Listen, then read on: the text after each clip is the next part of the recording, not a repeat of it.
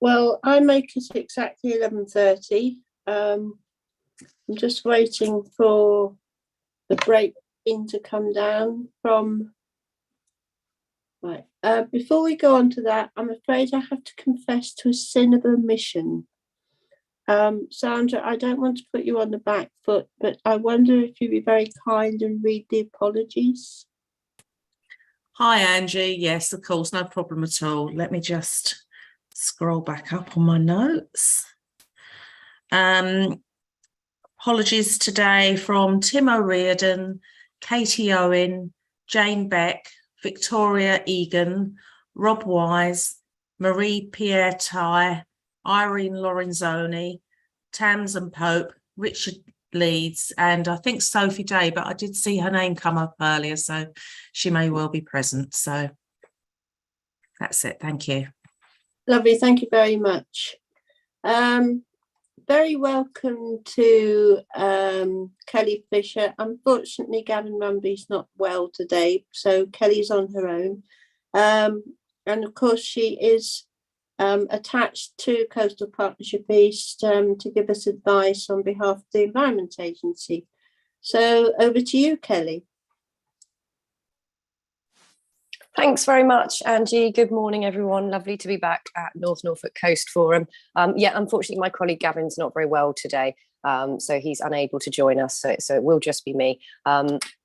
This is a project, Broadland Futures Initiative, that I've been involved in from the beginning of the strategy. I'm now moving on to focus on CTAP, which you'll all be aware of, the Coastal Transition Accelerator Programme. But I'm covering this today just until a replacement senior user is in from the Environment Agency for BFI. So I'll give you an update today.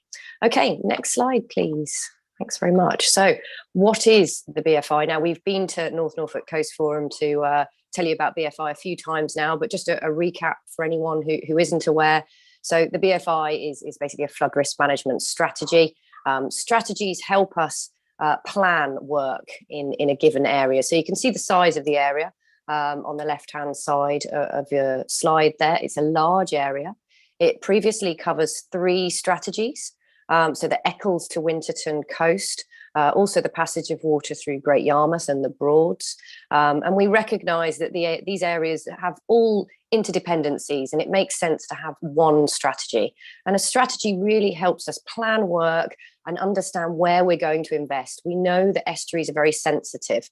We know that we can't just defend one flood cell without increasing flood risk elsewhere. So it's important that we really plan as part of a strategy. So we want to improve the resilience of people, places, and the environment to flooding, and as we adapt to the changing climate. And it's been set up by organisations responsible for managing coastal and inland flood risk. So Coastal Partnership East are a part of the BFI team, the Environment Agency, Water Level Management Alliance as well, NFU, and also the Environment Agency takes the technical lead, whereas the Broads Authority are really leading on our engagement. And hopefully by agreeing a framework and a plan for future flood risk management, we can better cope with our changing climate and rising sea level. You can think of this as you like as a shoreline management plan for the Broads to a certain extent. There's definitely similarities. So next slide, please. So here's how we led up to the BFI. We had the Broads flood alleviation strategy in the 90s, and then moving on to more recent times, we had the SMP. And then you can see in 2019 that Broadland Futures Initiative started. That was following the Broads Climate Adaptation Plan. Just a note on shoreline management plan, the BFI won't be changing SMP policy or affecting the SMP in any way. The BFI may make recommendations based on its findings for SMP policy, but there's no intention to change any SMP policy as a part of Broadland Futures Initiative. So next slide, please. So this just shows us what an uncertain future we have over the next 100 years. So if you just do a couple more clicks there, you can see the uncertainty that we're dealing with here. Based on global emissions being reduced or very high global emissions, we could be talking between 0.5 metre or 1 metre of sea level rise. And that means we really need to think how we're going to adapt into the long term. And it means that one solution isn't going to fit all across an area this big. we're going to need lots of different solutions, and we're really going to need to find an adaptive pathway. So how are we working that up? Next slide, please. So this is how we are going about our plan creation process. This is how we are working up our flood risk strategy. And we're already round to sort of stage 4, moving on to stage 5, identifying actions and pathways. Now, we've developed a flood model as part of BFI. Now, I can safely say that this is probably the most complicated flood model in East Anglia, probably across the country. The Broads is very sensitive. It's very complex. There's lots and lots of different channels. There's pumped catchments. We're tidally affected all the way to Norwich. So it's a very, very complicated flood model. The previous flood model was getting old. It was a part of the Bessel BFAP process.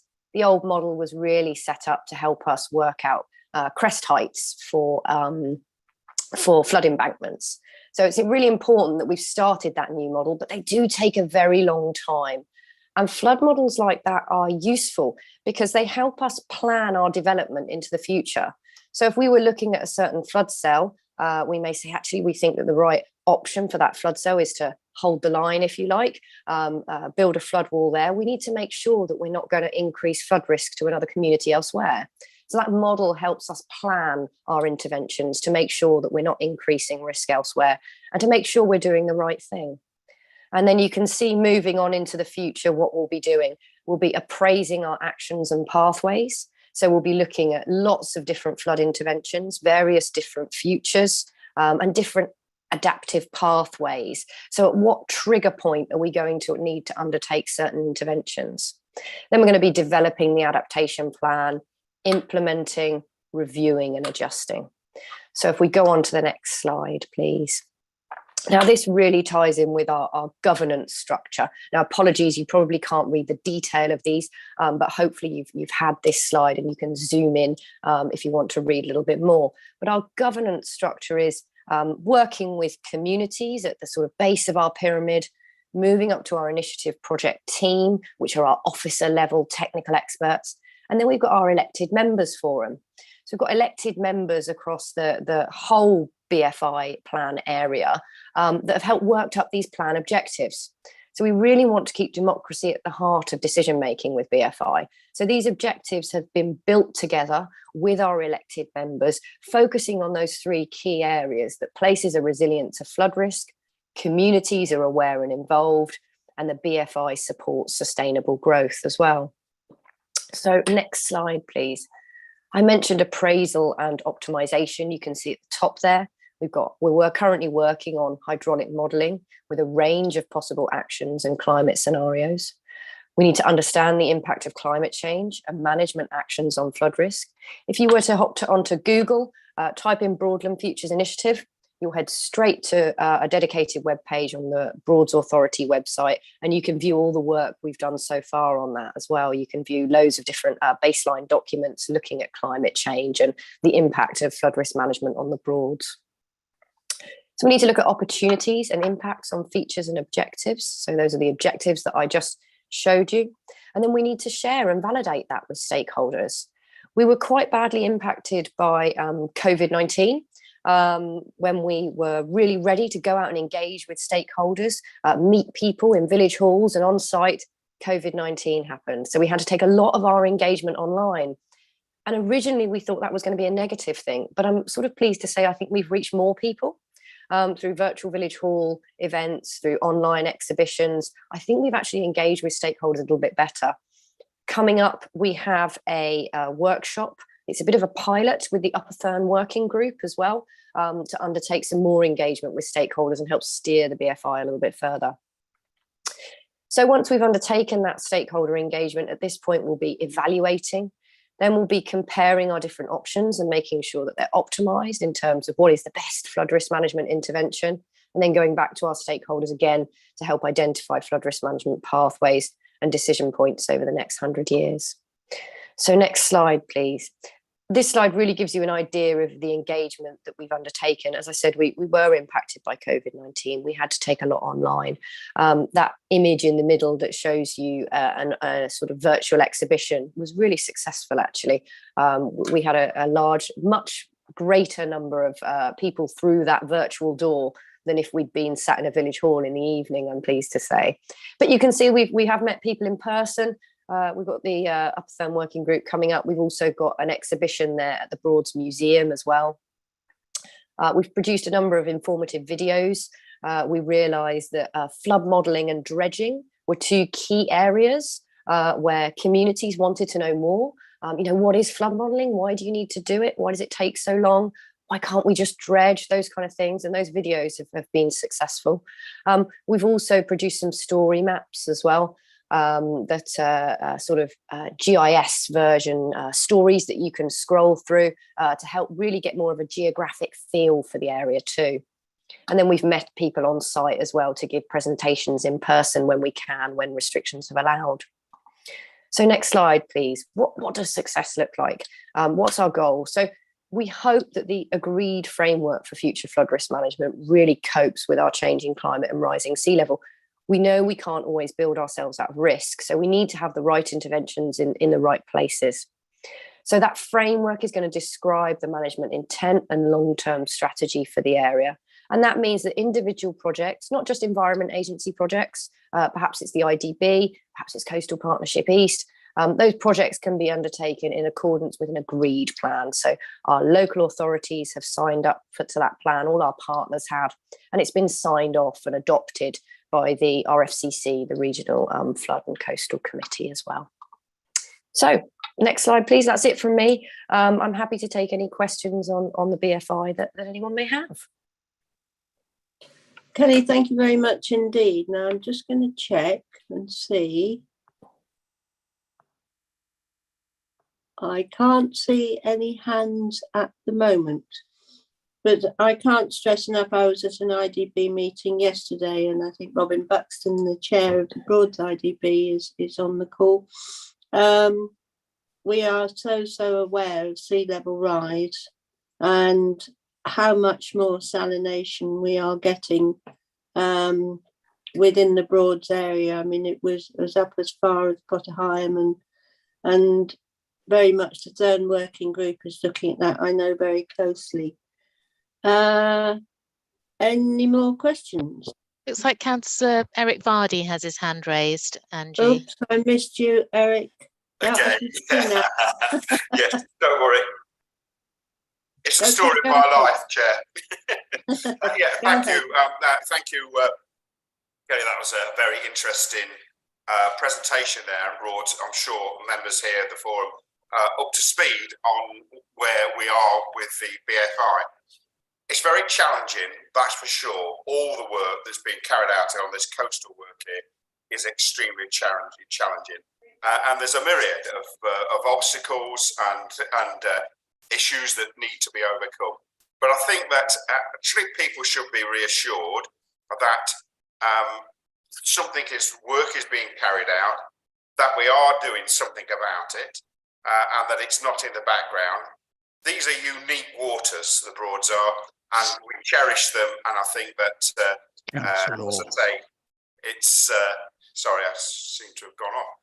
It's something that we will strive even harder to do something about. So thank you very much again, Kelly. Thank you.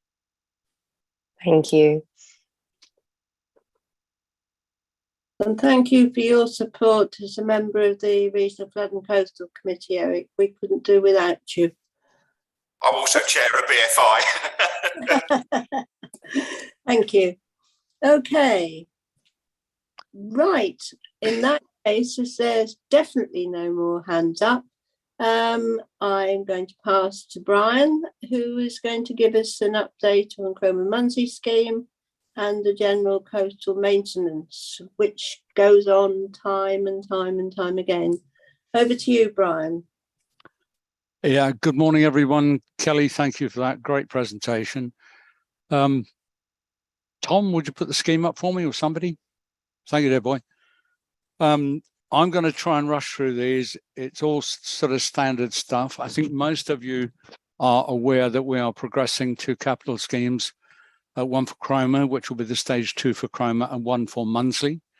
There are great similarities in both schemes, and on the way through, it was decided that we would take them through together. So looking at the notes I've made on here, throughout the COVID, we've been working on both projects with MOTS, the consultants. Expected value, Munsley 7.5 and Chroma 7.5 million. I have to say that those figures do include inflation at roughly 10%, risk at roughly 10%, and something called optimism bias. And that will probably explain itself, also at 10%. So you could be looking at significantly different figures there. Rob and Tamsin are progressing those figures, but Rob, I think, primarily.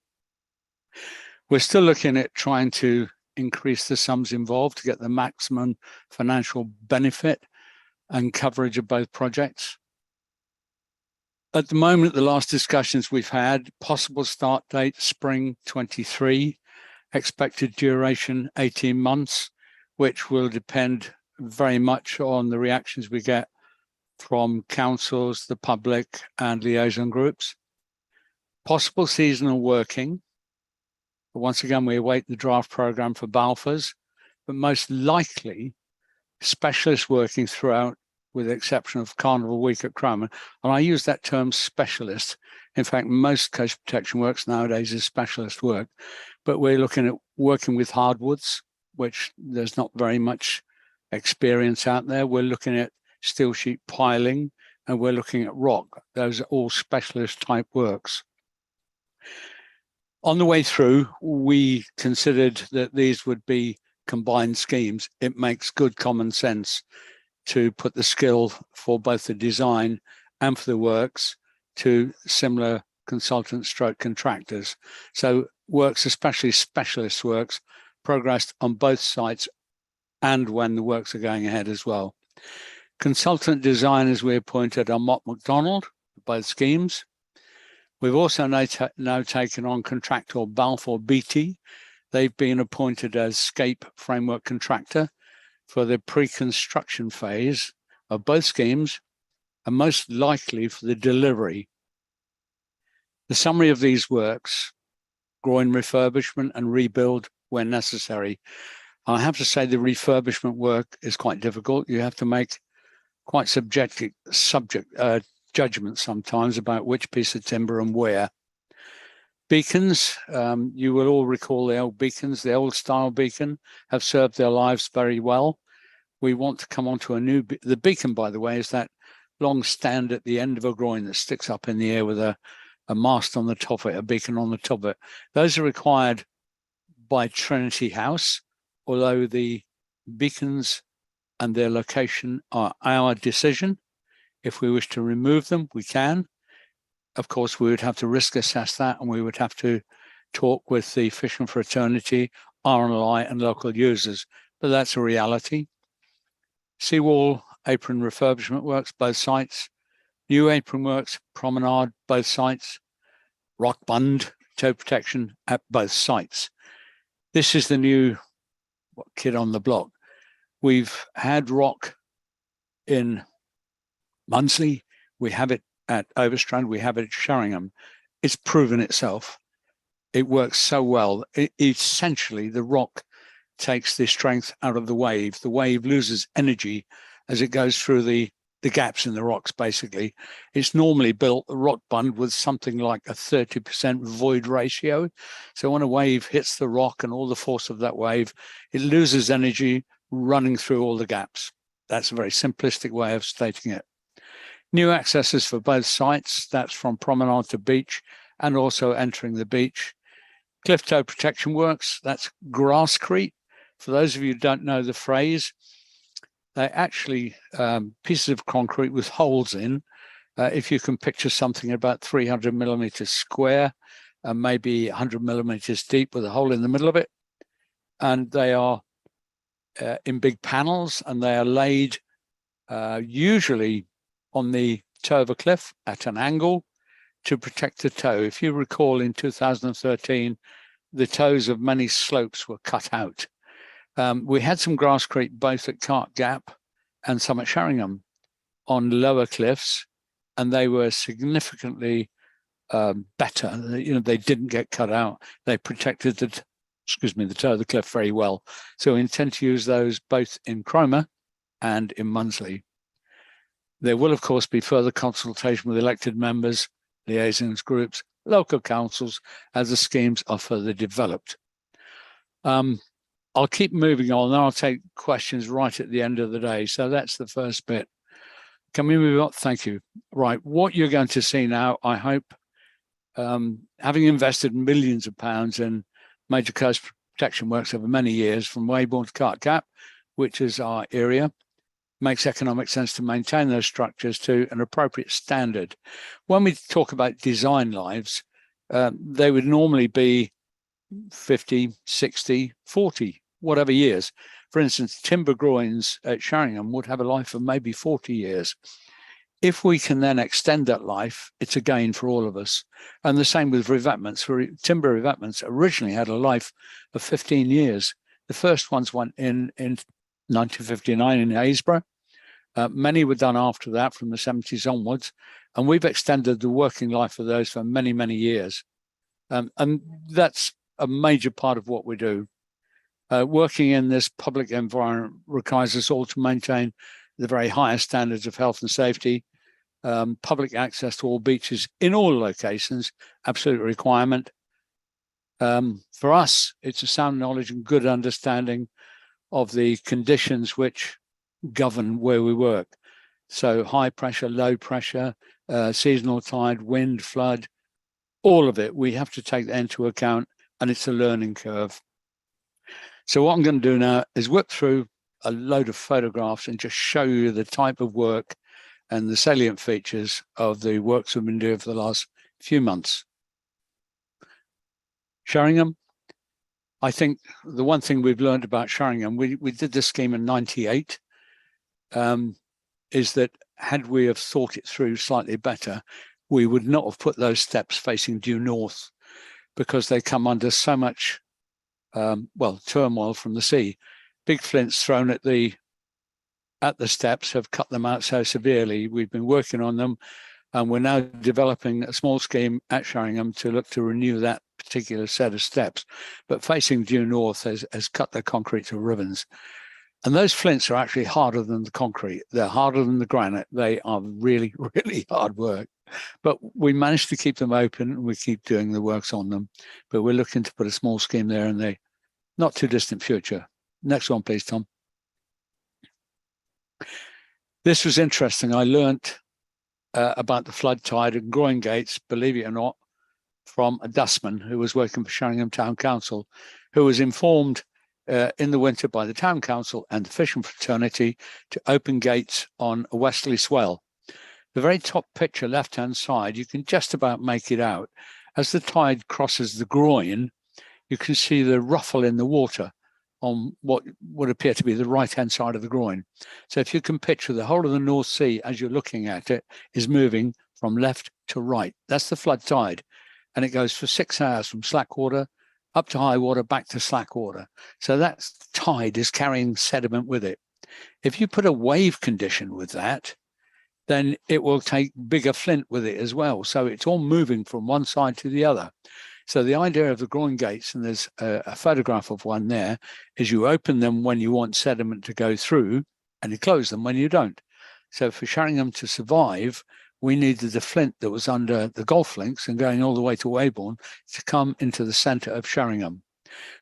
Bottom picture, or the top picture on the right-hand side, if you look very carefully, the gates are open and you can see water pushing through the groin. Now that water, the groin gates were open, that water was carrying flint with it. We still do it today. We control it, and I get the contractor to monitor it. Picture on the bottom left is digging to open up and to actually refresh the groin gate. The picture on the bottom right shows the difference in level between those two. That first groin, it needs to allow sediment in the system. Conversely, if you get a northeasterly wind, you can have the flint on the other side of the groin trying to push itself back. In those conditions, we would close the gates. Move on, Tom, please. Just a simplistic one. This is where Sheringham has depended much because of the chalk, which is about 600 mil beneath the sand level. So when you walk on a lovely hard sanded beach in Sheringham, roughly between 300 and 600 mil down, you find chalk. These sea walls, this is under Beeston Hill, were built on the chalk, the foundation. When the chalk is exposed, and if the wave gets under the wall, you can have a cutout like that, a deep scour. And we caught that one quite quickly, and we put wet concrete in, fill it up, off we went. It's just a typical thing we look out for and we see on a regular basis. Move on, please. This was West Runton. Once again, picture bottom left shows the finished job. We brought something, 20 lorries of fill in there because a big sea went right over the top of the wall, washed through, and because the sea came from the northwest, that pushed that material all the way down towards the lorry and took it out. The result was, where you see the ramp at the top left-hand side, that was all cut out. So the fishing fraternity couldn't get off. We couldn't get lorries off. Very quickly, we got in, filled it all up, cleaned it up. Move on, please. East Runton, one of the things we do, access to beaches.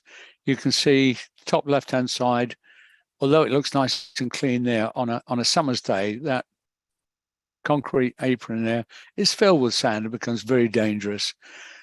We became aware that people were slipping, so we put a non-slip surface on it. So the two pictures on the left-hand side are before and after, and just on the right-hand side, we put some new hand railing on. Just one of the jobs we do constantly. Move on, please. Same stuff, chroma, handrails over groins. If you asked me 20 years ago, would you put a set of steps over a groin in the middle of the sea? The answer was not in your life, because you know it's going to get knocked down within weeks, months, whatever. But clearly, at the end of the day, we had to do it because people have to move between beaches. So we put those handrails on, but you can see just by looking, that's brand new handrail. It's probably the third set in about 5 years. It's something we have to do constantly. We stiffen it up as best we can. But at the end of the day, these seas can be really, really tough to work with. The top right is the lower portion of a beacon. The rails you're looking at, those vertical ones, they're bullhead rail, they're ex-railway lines. We buy them in because once the railways have finished with them, they become case hardened and too hard. We buy them in because they're case hardened, they're strong, they work forever.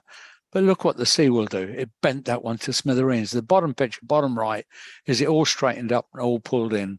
Once again, our contractor, the skills they learned to do that.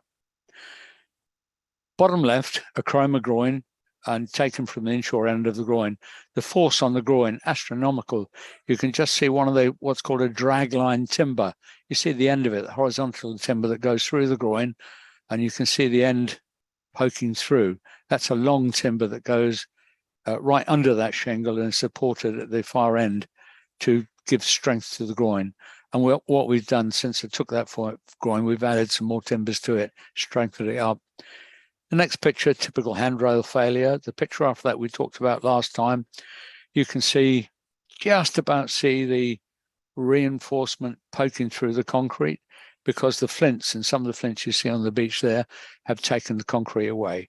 And 6 inches in 8 years of concrete were removed. 6 inches, that's a huge amount of concrete. Bottom right, we've talked about. Moving on. Overstrand. We completed the apron, some works on the apron earlier this year.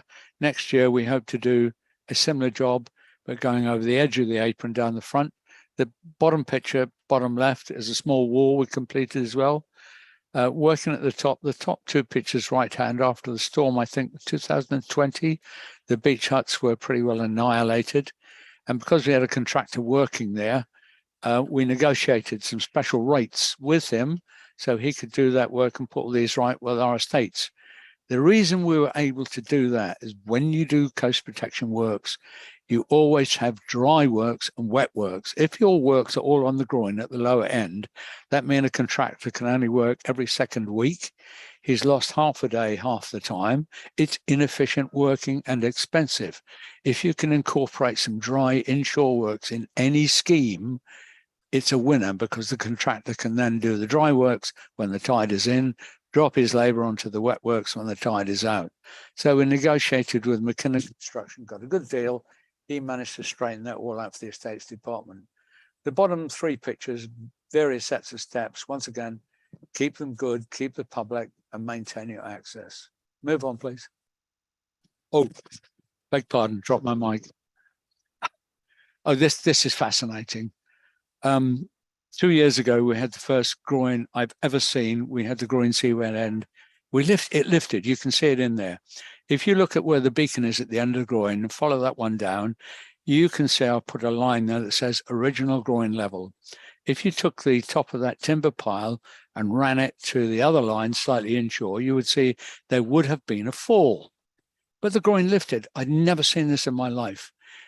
Earlier, in fact, a couple of months ago, I happened to be reading a paper from 53 written by Mr. Sidney Mobbs, who I think was the chief engineer at Lowestoft at the time. He subsequently became a partner in consultants Mobbs and English. It was the firm I first worked with when I worked for the council. And this is from his paper, difficulty was experienced in preventing the ends of groins wriggling up during storms or heavy weather. And this was in 53, he wrote this. We see exactly that very same effect happening at Overstrand in 22, where the sea at the end of 2 bays are lifting from the main groin. Although the sheeters, and these are the timber sheeters, and piles are between 5 and 8 meters long, they're only founded in sand. And personally, all I can think is that the motion of the flood and the ebb tide wiggling these groins had allowed the timber to work out of the beach. If you wanted to pull a stake out of the groin, you'd wiggle it about. And that's what happened here. And those timbers will actually, they will float. They're a bit like a submarine. They float slightly below the water. Their density won't allow them to float on the top, but they are slightly lighter. And they lifted, and we had no alternative. Move on, please. And you see, that's us, bottom right, taking them out. No way to put them back in. We'll have to consider for the future where we go with those seaward ends. Top left is initiating step repairs bottom right. And the bottom 3 photos are all about the removal of groin. Move on, please. Ditto, side strand, interesting. Top left was the revetment removed in the side strand school slip, I think about 2019. We've still not been able to get there yet to repair that and remove the debris. We will shortly. We've been working on the steps, bottom right. Yeah, it's just constant, ongoing. Move on, please. Trimmingham, 2014, top left, that was the road, went down. 2019, 20, see all the others. What that is, we fill it on a regular basis. Even happened again this year. We fill it and then we monitor it very closely. It will go ad infinitum forever. The sea will take the tow away. It will drop. Because we can't compact it properly, it will always keep compacting itself. And it's just part of history. It's what happens. It's what these cliff tows do. This access is absolutely critical to us because it's the only access to get to the east end of Overstrand and the west end of Munsley. Move on, please. Groin gates, top left, this is Munsley again. Typical steelwork repairs, fence repairs, and a beautiful beach at Munsley we talked about earlier, which may be a bit of westerly movement. Westerly movement of the sediment from the Bacton scheme, but a stopping place from the sediment that's coming through from west to east. Move on, please. Bacton. Unfortunately, the big picture at the bottom right was an enormous section of revetment that got lifted up and carted through to Bacton, and it came out from the Munsley revetment. But what you see is a lot of damage, unfortunately, from the sandscaping scheme. It was bound to happen. I don't think there was any possible way that that scheme could have been completed without that, and the scheme will prove itself. But importantly, it's there and we can replace and repair these, and we are doing. Move on, please. The middle one, Bacton Seawall, working through literally from Cablegang all the way through to Ostend. We have people working dry work, so I can put them there when they can't be on the beach. And the picture on the bottom left is improving some drainage from the cliff toe, once again at near Castaways at Cable Gap. And the one on the right is we had a pile broken off, and you can see the lads have already replaced the pile, have cut a new one in, and they will very shortly rebuild that revetment. Move on, please. Backton Walcott, floodgates, we do them on a regular basis. We monitor them every 3 months. They go through, check them, oil them, grease them, and they're painted whenever needed. So they're regularly monitored, looked after. That's all the way through the system, not just the ones we've shown. Move on, please. Handrails, ditto, safety checks all the while. These happen to be the new ones we put in. But once again, it's important that we do this all the time for everybody. Move on. Last slide, Haysborough Earth Ramp, extremely vulnerable. We maintain it, we keep it open as best we can. The toe will get cut out, but what you see there is the finished article.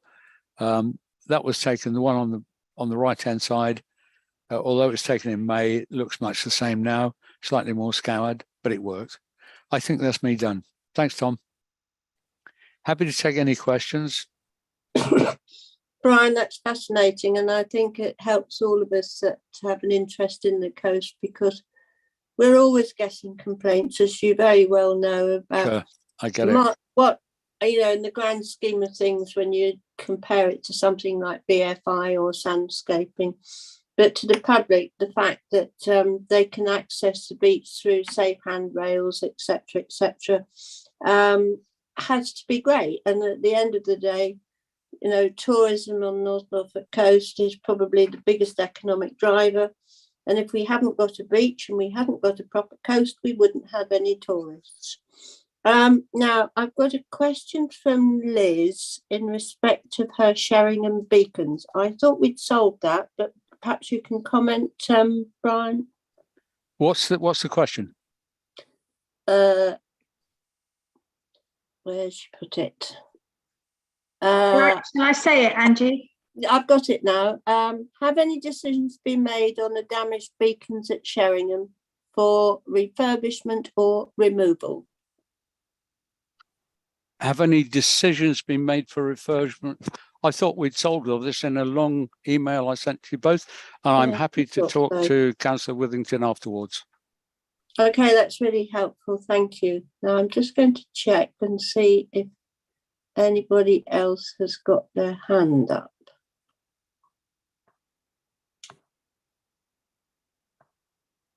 It looks fairly clear to me, Brian. I think you've given us such a comprehensive remark. Nobody's got any queries, which is wonderful.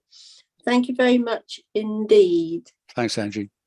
Right, moving on. I did mention on my intro how successful our conference was. I'm delighted to have with us Sharon Blease, who of course did a wonderful job in pulling the conference together, and I will hand over to her. Good afternoon, Sharon. I was just checking the time. Yes, good afternoon, and thank you very much. Thought it might be helpful just to go through some of the lessons learned from the conference.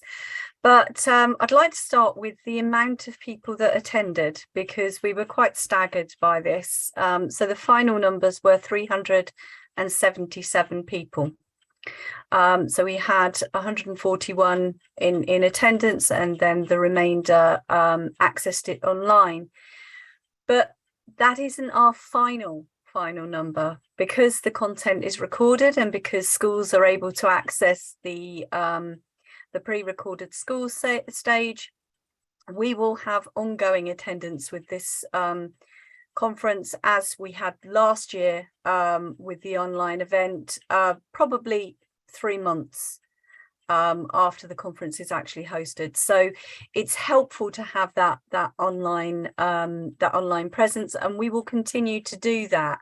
It was obviously started out of necessity with the pandemic, but actually, because we are trying to reach and be inclusive to a wider audience, it now seems sensible to be able to offer the live streaming event as well as the live event itself. So next slide, Thomas.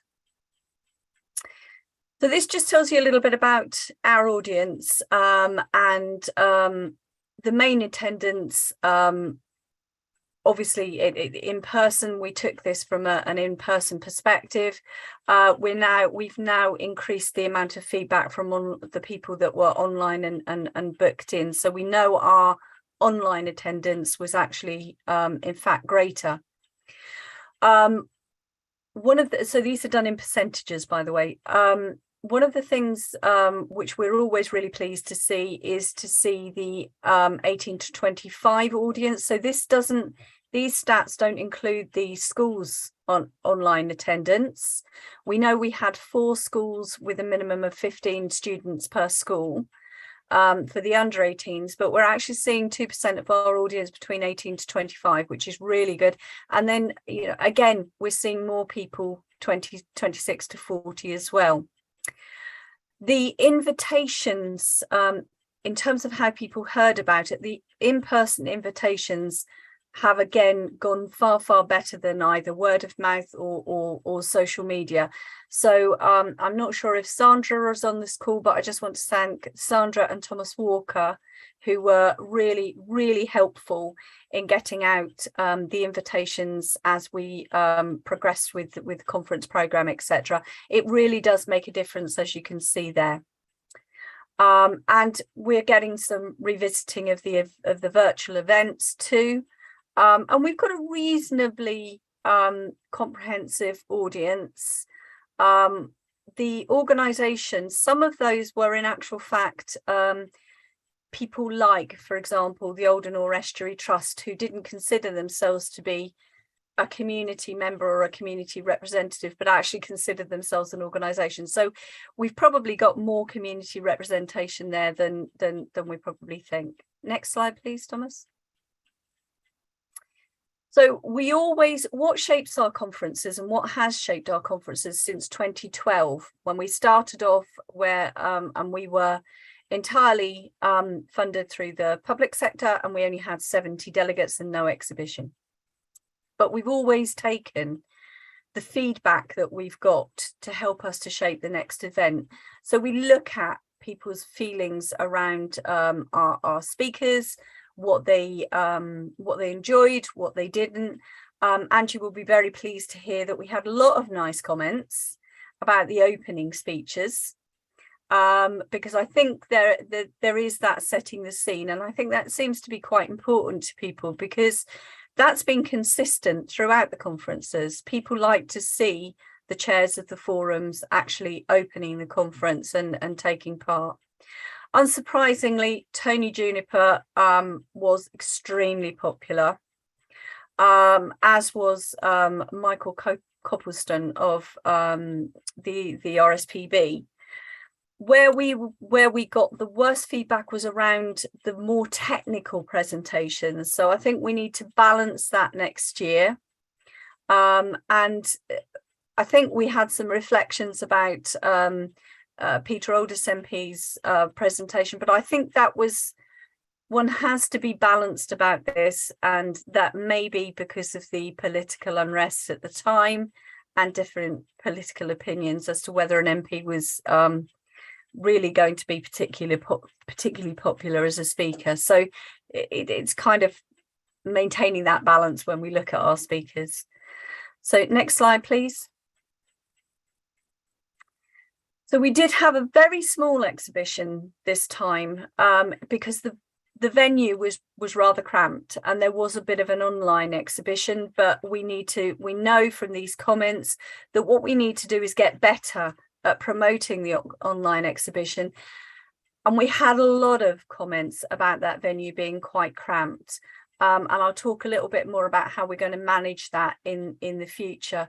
It wasn't just about the exhibition or the exhibitors, it was also about how people felt in that venue too. Next slide, please. So this was our online platform. We used Eventi, and it proved particularly popular with people. Mostly people found it easy to access, certainly easier than the previous platform that we used in 2021.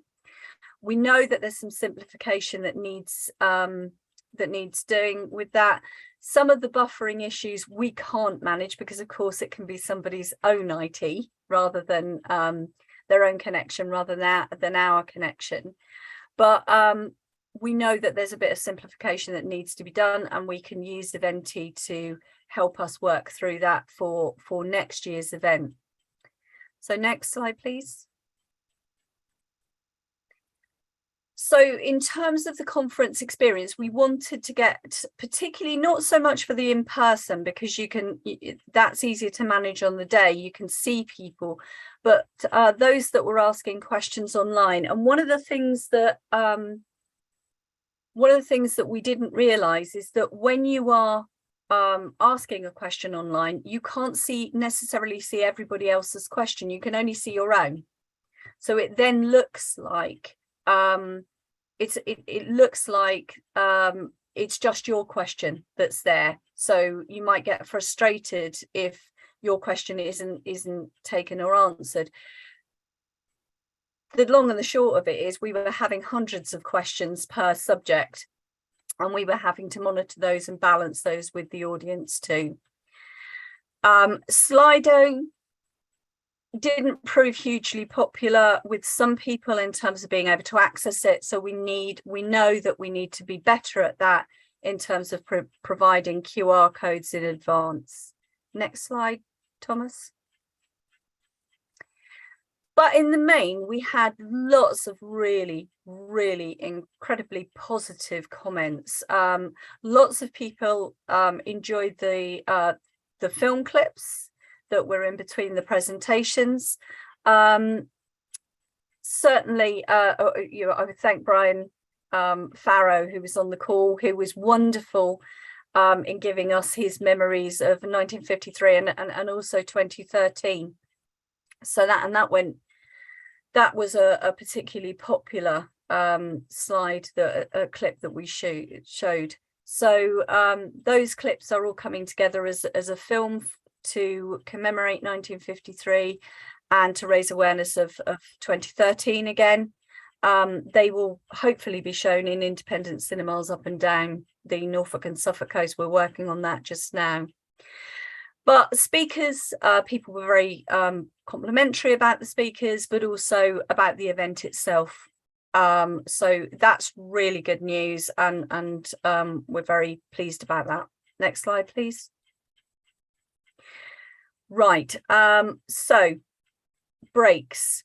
They proved a bit of a problem for people. I think the venue did not help with that.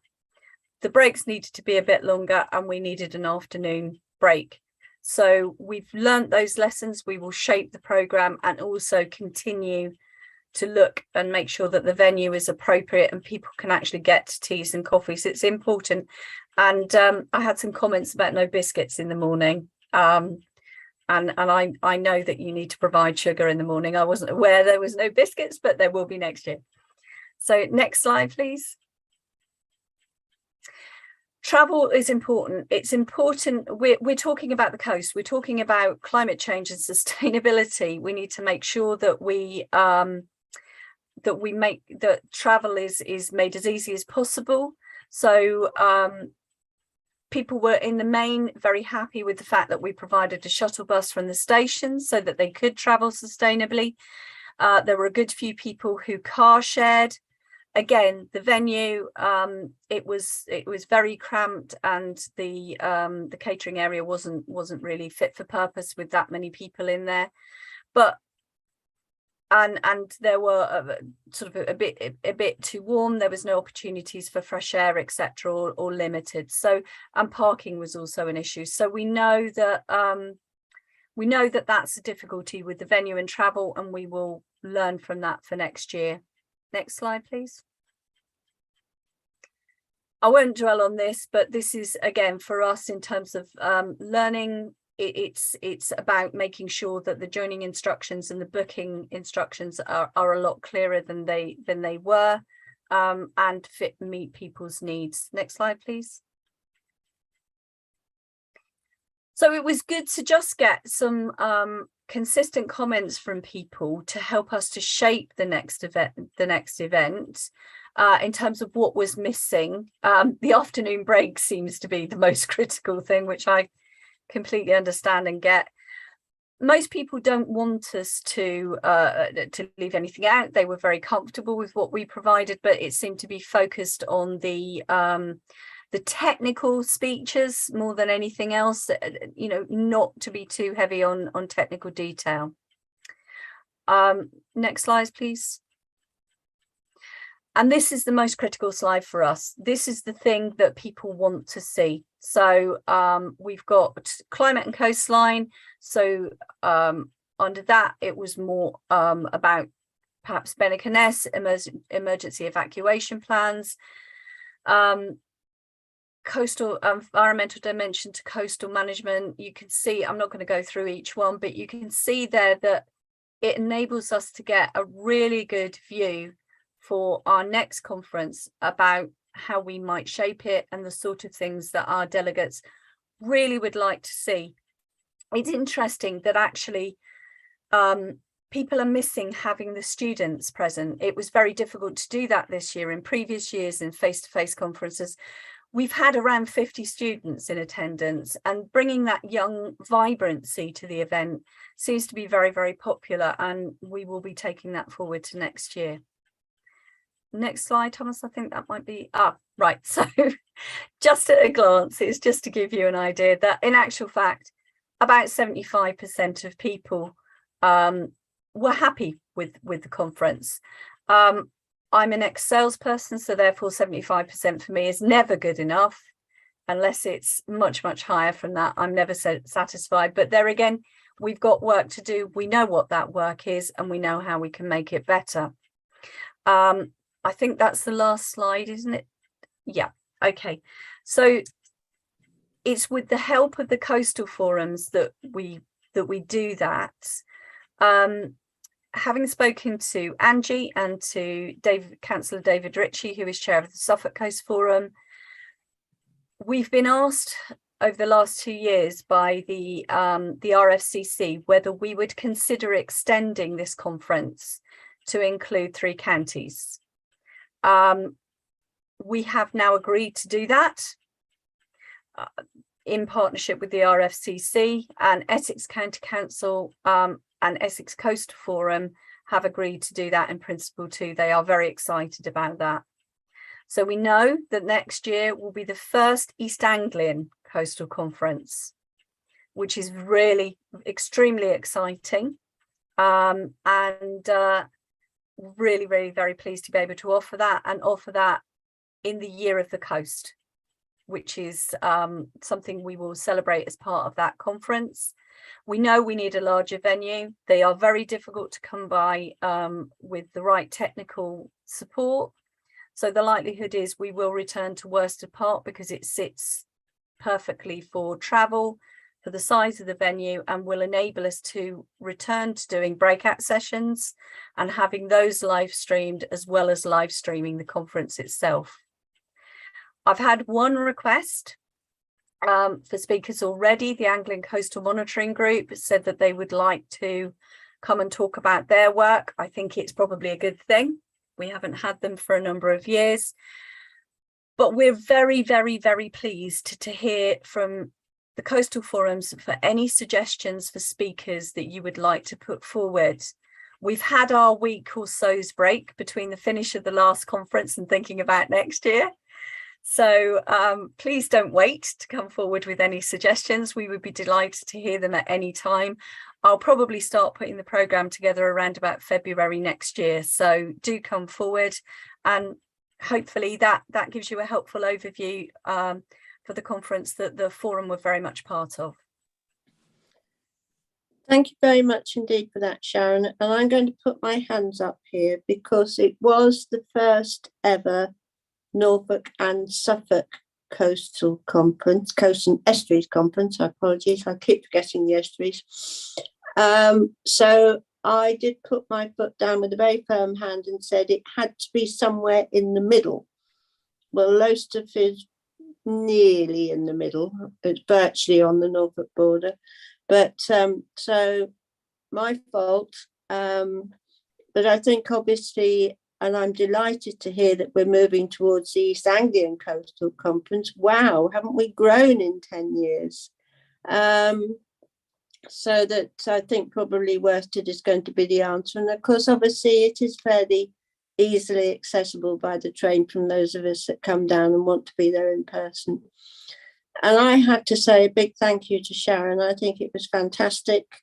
And I'm a little bit sceptical about the comments about Peter Aldous MP, because I found him very impressive. He absolutely understood the coast, and let's face it, he's only got 9 miles, but he's got all of it, from ports to erosion to wind energy, the whole lot. So it was really, really useful. Now I'm going to double check on here, but I don't think we've got any hands up. No, I haven't. So I hope you've taken on board Sharon's request for speakers that we'd like. Now we've got our next coastal forum in March. So if we can, is that going to be too late if you're thinking in February? No, it's absolutely fine. I'll only start pulling together the programme in February. And if anybody has any ideas in between, please, Angie, either email you or email me direct. Absolutely fine in between. That's fine. That's absolutely great. Sharon, thank you very much for joining us this morning. Very welcome. This afternoon, I beg your pardon. Right, moving on. I'm going to hand over to Rob, who's going to talk about the Coastal Management Project update and including the National Coastal Erosion Risk Management. Over to you, Rob. Hi, thank you very much. Good afternoon, everyone. I'm going to try and be as quick as possible because we are running over time now. So I'm going to cover very briefly Shoreline Management Plan refresh, National Coastal Erosion Risk Mapping, planning policy, coastal adaptation supplementary planning document. I can hear you're very excited about that. Coastal loss, innovative funding and finance, and a little bit on the Coastal Transition Accelerator Programme. So if we move on to the next slide. Super. Okay, I'm not going to dwell too much on this because Peter Germany, who's our coordinator for the SMP refresh process, has talked to us previously about this. But just to remind everybody, this is a national project that's going along, which has updated the guidance for the shoreline management plans. And there's been health checks completed on all of the SMPs. So there's a number of things being taken forward. There's a reinvigoration of the governance around the shoreline management plans. There's generally seeking a consistency nationally around the shoreline management plans. They're all done by different lead authorities and the Environment Agency, different consultants, so they're all slightly different. So there's a need to try and get them a bit more aligned, and also to make it clearer about what the policies actually are and what they mean. The action plans, which are the sort of the engine room, if you like, for the shoreline management plans, which help us deliver things and deliver the policies moving forward, being updated. These were quite old and unwieldy in many cases, and so they're being updated. And there's a new web platform being created called SMP Explorer, where all of the SMPs in England with the associated information will be available. And this will be available from the late end of next year.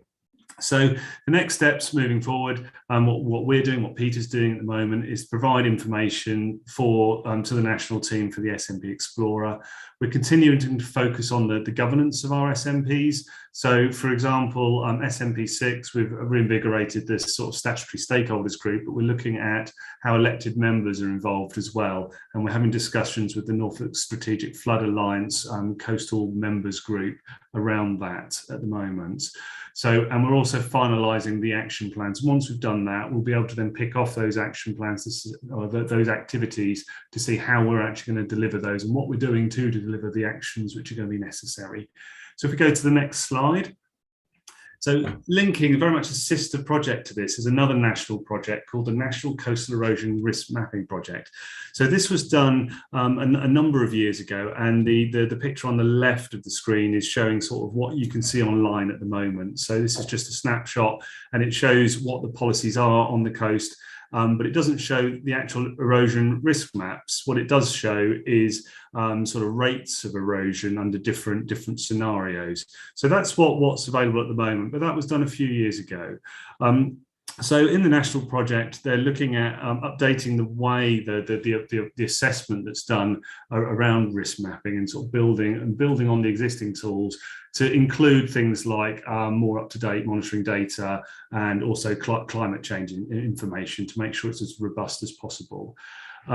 It's also it's likely to identify a few more things actually and present it in a better way than how it's been historically done. So, for example, it could show rates of erosion showing sort of a central rate, but also a faster rate and a slower rate, depending on what happens on the coast and what happens with climate change, which I think probably gives a better impression of the reality of the coast, of the uncertainties around the coast.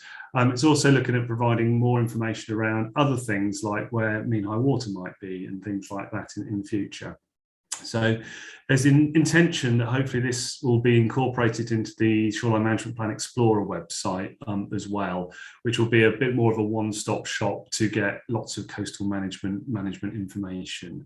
So, and it's very much sort of my thoughts that this will ultimately supersede the erosion risk mapping in some of the current shoreline management plans. So, for example, in SMP 6, which is the one at Kellinghart to Lowestoft Nest, the mapping dates back to 2005, and the baseline is obviously a lot of years out of date now.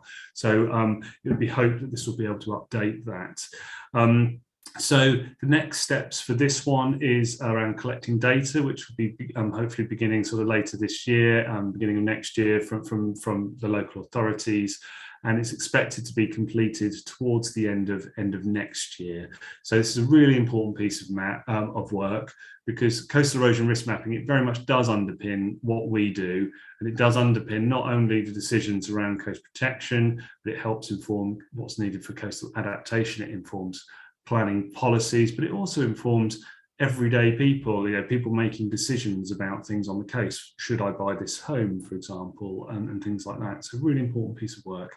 So if we go on to the next slide.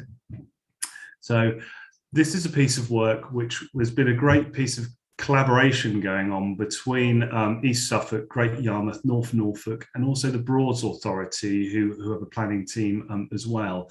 And we're working together to develop what's called a supplementary planning document across the coastline to give sort of consistent guidance around what the planning policies in each of the local plans mean, what the coastal planning policies in each local plan actually mean. And to give a bit more flesh onto those. We can't change the policies, but the idea is this guidance will help the planners in their decision making, help potential developers or householders putting applications in around what may or may not be appropriate within the coastal zone along the Norfolk and Suffolk coastline, but also help businesses plan for the future, and also coastal officers who might be responding to some of these applications about what may or may not be appropriate. The key things which are included in the supplementary planning document are coastal change management areas. So we've had these for many years. So these are the areas along the coast which is identified which certain planning policies then come into force. So, for example, within a coastal change management area along our coastline, it wouldn't be appropriate for permanent residential properties to be built. So, but it would be appropriate for other things to happen. There's a section on rollback. So this is rollback of businesses and rollback of residential properties. So I'm trying to give more information on that to try and encourage that to be considered by people. There's an area on something called enabling development. So this is about actually how developments can do things which can help some of the, for example, rollback move forward. So it might be that building slightly more properties than you're replacing when you're taking them from the coast might enable that to be more economically viable, and so therefore likely to happen. So it's considering those sorts of things. And it's also introducing or reintroducing coastal vulnerability assessments on different levels. So the idea is for people putting in for planning consent within the coastal erosion coastal change management areas, that they consider the risks. So if it's for a small scale extension on a house, this is more about just being aware that there is coastal erosion risk. Whereas if it's a more major development, there's a more in-depth vulnerability assessment needed. So this is developing really well, and a draft has been now completed, which is going to be presented to the local authorities before Christmas. So this is through sort of the planning policy working parties and similar, and it will go out to public consultation hopefully in the new year. So it's a really good piece of work, and hopefully it will support sort of appropriate coastal developments, but also support the sort of adaptation work being developed through the Resilient Coast project in East Suffolk and Great Yarmouth, and coastal transition projects in North Norfolk as well. So if we move on. So we've talked about this project previously, the Coastal Loss Innovative Funding and Finance Project. I'm not going to go into the detail of what we've done in this, but what I will say is that the reports are now available online on the Coastal Partnership East and the North Norfolk District Council websites. There's two reports, and this is very much a piece of work that we did with multiple parties. It got a lot of momentum as we went forward, getting DEFRA involved, Scottish Government, Welsh Local Government Association. Lots of people got involved, but it was testing the water about some alternative funding mechanisms to help with coastal change and coastal adaptation, particularly around residential properties, to see if some things may or may not be possible. We found that there could be some opportunities around adaptation funds, levy models, possibly around sort of flood style insurance models. And what we need to do now is take the learning that we've taken from that and see how we can take that forward in the Coastal Transition Accelerator Programme, and also the, and that's in North Norfolk and East Riding, and also some of the flood and coastal risk innovation programme projects, such as the Resilient Coast one being completed at East Suffolk and Great Yarmouth as well. So we need to be able to take this work forward in a consistent way, and linking into other sort of national opportunities that the Environment Agency might have. So if we move on to the next one, I'm trying to be quick. Okay, so the Coastal Transition Accelerator Programme. So North District Council and the East Riding of Yorkshire Council have been selected by DEFRA to move forward to very much lead the way in developing sort of transition activities and transition plans, which the learning can be taken forward then and shared with other local authorities and inform sort of government policy and strategies, etc., moving forwards. So at the moment, we're very much focusing on writing what's called an outline business case. So we would do these for sort of coast protection schemes. We're doing this for this project or programme as well, enabled to sort of fully secure the full £14 million potentially available to North Norfolk. So work's in progress on that at the moment, and we received the guidance of what's required sort of during the summer, and then went through a period just to confirm what that guidance actually meant and what they actually wanted in the outline business case. What I will say is it's still really early days. You know, there's a huge amount of work that we need to be doing with businesses, with local communities around what needs are, what the risks are, what's important, what the options might be. And I just want to really reiterate and make the point that this will come in time, and the business case is more about sort of setting out the sorts of things and the sorts of ways we're going to go about things. It's not going to be saying in such and such a location X, Y, and Z will be done, because frankly, that's not really for us to fully decide. It's something to do together with local communities and businesses. So that will come and be developed as we move forwards. So I'm going to stop there and I'll open up to any questions. Rob, thanks for that. I know you've got a really full programme of work. I don't know if members realise just how much work goes on within our coastal team, both in North Norfolk and in the wider Coastal Partnership East. We are leading the way in many ways, particularly on adaptation, and with the Broadened Futures initiative on flooding aspects, certainly over to the west of the district. And I've gone a bit further myself, which only happened this week, actually, when I've become elected members forum for the SMP area, which goes from Holcombe right the way down to Gibraltar Point. So it's the whole of the Wash. Right, I've seen something in the chat. No, that's a thank you. I don't actually see any questions coming up. So again, reiterate, thank you to everybody who's contributed this morning. I think, as always, we seem to run out of time because we have full programs. I hope you'll put in your diaries the date of the next meeting, which will be on the 28th of March.